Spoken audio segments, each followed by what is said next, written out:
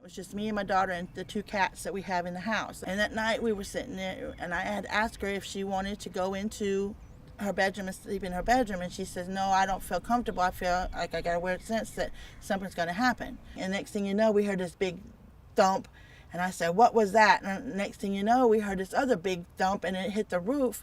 The tree limb hit the side of the roof here and put a hole in the roof and broke the beams to hold the roof up, and it all come pouring in from the wind from the rain coming into her room.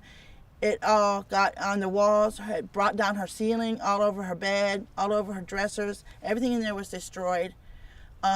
She said, I'm glad I didn't, stay in there, because then I would have been, gone. And we were sitting out here in the living room, and all the water from the rain and the wind started coming from her room, coming down to the hallway. But I had a contractor before I had NC Step come out here, and he more or less, I guess you could say, ripped me off.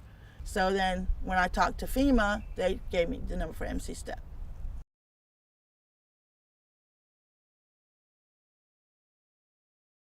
They did my ceilings, they did my walls, they gave me a new sink, a new toilet. I'm grateful that they got the septic tank, and I got new doors. Like I said, the only thing that I'm doing right now is because they only do so much, but I'm grateful because I wouldn't be able to put drywall in.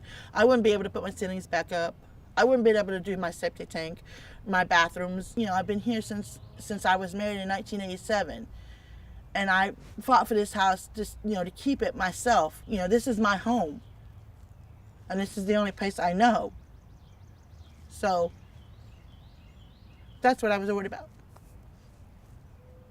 But thanks to NC Step and them, even though they didn't complete everything, I'm grateful because I could be in my house and living in my house now with my daughter, not worrying about living on the streets or in a home that's not even mine.